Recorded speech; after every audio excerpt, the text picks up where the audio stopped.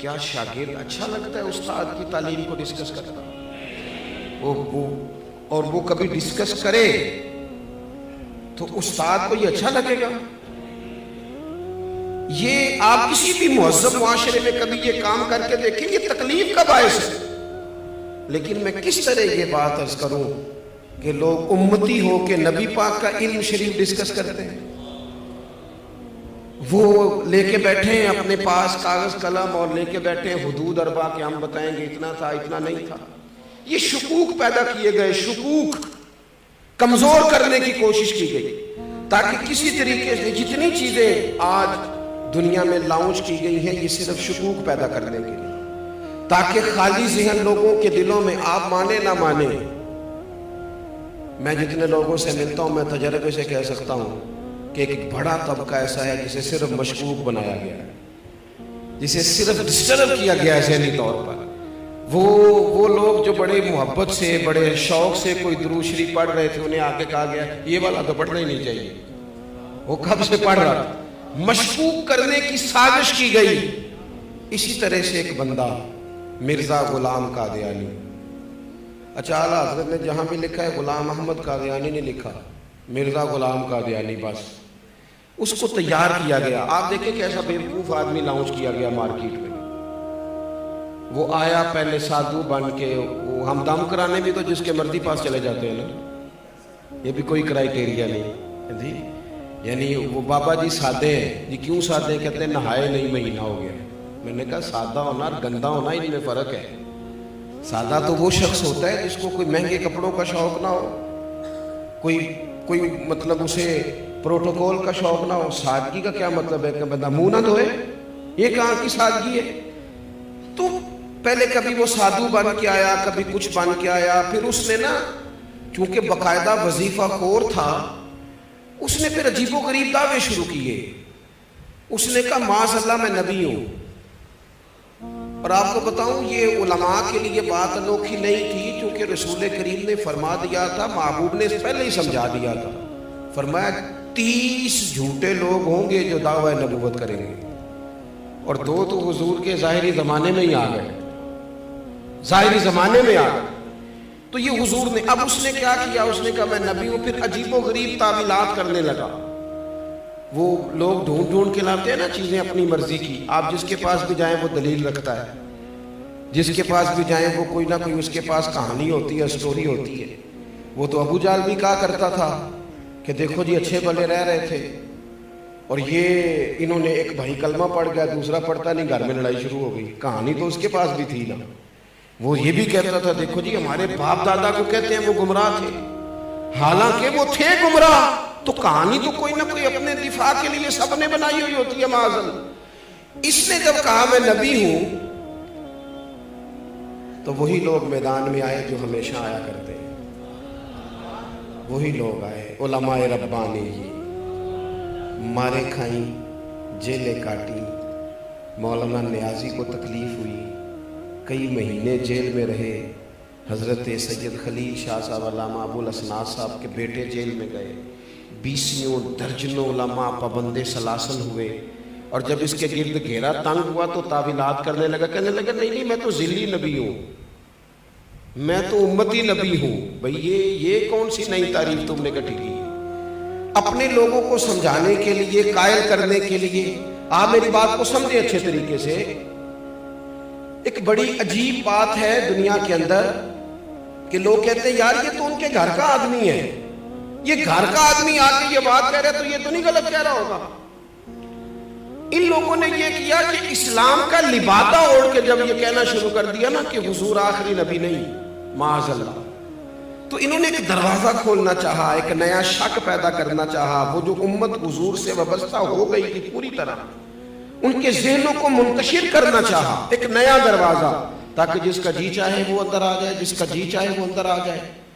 اب ضروری تھا کہ ان لوگوں کی علماء نے حکم شرعی بیان کر دیا تھا، اعلیٰ حضرت نے بہت پہلے لکھ دیا تھا کہ یہ کافر ہے بلکہ مرتد ہے، اور فاضل بریلوی نے یہ فتویٰ دیا کہ جو اس کے کفر میں شک کرے، آپ کی توجہ ہے میری بات پر، جو ان کے کفر میں وہ بھی کافر ہے۔ اس لیے کہ جس طرح اعلیٰ حضرت فرماتے ہیں جس طرح اللہ کو اللہ ماننا، صمد ماننا، بے نیاز ماننا، لم یلد ولم یولد ماننا ضروری ہے، یہ جملے ہیں، فرماتے ہیں اسی طریقے سے نبی پاک کو آخری نبی ماننا بھی ضروری ہے۔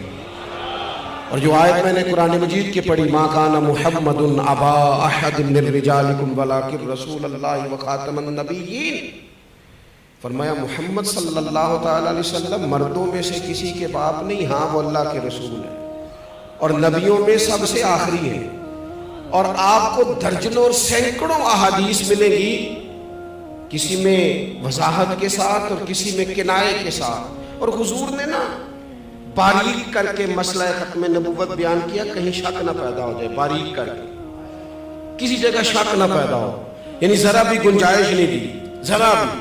فرمایا میرے بعد اگر نبی ہوتے تو عمر بن خطاب ہوتے، اور ساتھ ہی فرما دیا ہوں میں آخری نبی، میرے بعد ہوگا کوئی بھی نہیں۔ یہاں تک بھی اگر بات ہو جاتی تو سمجھ میں آتی تھی، لیکن وہ جو اگر کوئی تھوڑی سی گنجائش نکالنا چاہے تو بند کیا وہ دروازہ۔ نبی پاک علیہ السلام نے حضرت مولا علی شیر خدا سے فرمایا تم میرے لیے اسی طرح ہو جس طرح حضرت موسیٰ علیہ السلام کے ساتھ حضرت ہارون علیہ السلام ان کے بھائی تھے، کیونکہ حضرت ہارون بھی نبی تھے، حضرت موسیٰ بھی نبی تھے۔ اب محبوب کریم نے اس دروازے کو فوراً بند کیا۔ یہاں تک بھی بات ہو جاتی تو امت سمجھ جاتی کہ یہ بھائی بھائی کی تمثیل ہے۔ حضور نے ایک اور مقام پہ بھی کہا لی میرے بھائی ہیں دنیا اور آخرت میں، لیکن حضور نے انہیں کہا ہے، انہوں نے نہیں کہا نبی پاک کو کہ بھائی ہیں، انہوں نے جب بھی کہا یا رسول اللہ ہی کہا ہے۔ نبی پاک صلی اللہ تعالیٰ علیہ وآلہ وسلم نے کہا میرے لیے علی اسی طرح ہے جس طرح حضرت موسیٰ کے لیے ہارون تھے، لیکن ساتھ ہی پھر وضاحت کی، فرمایا یہ یاد رکھنا میرے بعد نبی کوئی نہیں۔ یعنی یہاں کوئی آدمی اگر یہ تعویل کرنے کی کوشش بھی کرے کہ دیکھو کیا بیان ہو رہا ہے، تو وضاحت کی، اور درجنوں جگہ پہ محبوب پاک علیہ السلام نے اس کی مکمل وضاحت کی، مکمل۔ اب مرزا قادیانی جب میدان میں آ گیا تو یہ جو ہمارے ہوتے ہیں نا سیاسی زعماء، یہ جو لوگ جو پارٹیاں الیکشن میں آتی ہیں، میرے دادا جی کہا کرتے تھے کہ فیصلہ ہمارے ہیں نا پنجاب میں پنچایت ہوتی ہے، اب تو خیر ختم ہو گیا معاملہ، پنچایتیں ہوتی تھی تو سرپنچ صاحب چودھری صاحب بھی فیصلہ کر دیتے تھے۔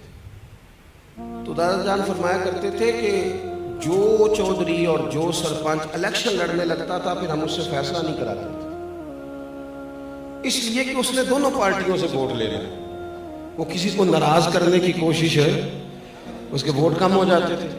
ہم اس سے فیصلہ نہیں کرایا کرتے تھے، ہم وہ والا سرپنچ ڈھونڈتے تھے کہ جو فیصلہ تو کرے لیکن اس لالچ میں نہ پڑے کہ اگر میں نے فیصلہ کسی کے خلاف کر دیا تو پھر وہ مجھے ووٹ نہیں دے گا۔ سیاسی زعماء کا یہ مسئلہ ہوتا ہے کہ انہوں نے لینے ہوتے ہیں ووٹ، کسی کمیونٹی کو ناراض نہیں کرنا چاہتے، یہ چاہ نہیں رہے تھے کہ ملک کے اندر قادیانیوں کو اقلیت قرار دیا جائے، چاہتے نہیں تھے سیاسی زعماء، اللہ ماشاءاللہ کچھ اچھے لوگ بھی ہمیشہ ہوتے ہیں، چاہ نہیں رہے تھے، پھر علماء کو جد و جہد کرنی پڑی۔ میں چھوٹا ورکر ہوں دین کا، شاید جتنے لوگ کام کر رہے ہیں ان سے سب سے چھوٹا میں ہوں، اور یہ عاجزی کے طور پر نہیں کہتا، میرا یہ حسن ظن ہے کہ میں نے زندگی میں بڑے بڑے مخلص لوگ دیکھے ہیں، جب ان کا کام ہم دیکھتے ہیں تو محسوس ہوتا ہے کہ واقعی ہم لوگ کمزور ہیں، ہمیں بہت کام کرنا چاہیے۔ آج بڑے وسائل ہیں، اپنی بات پہنچانا بڑا آسان ہے، لیکن جب پلٹ کے وہ زمانہ دیکھتے ہیں نا جب یہ مشترکہ تھا، ہندوستان پاکستان حکومت انگریز کی تھی اور قادیانی کے خلاف تحریک چلانی تھی، تو کتنی جد و جہد کرنی پڑی اعلیٰ حضرت فاضل بریلوی، کتنی کوشش کرنی پڑی پیر جماعت علی شاہ صاحب کو، اور شہزادے ہیں حضور غوث پاک کے پیر میرے علی شاہ صاحب۔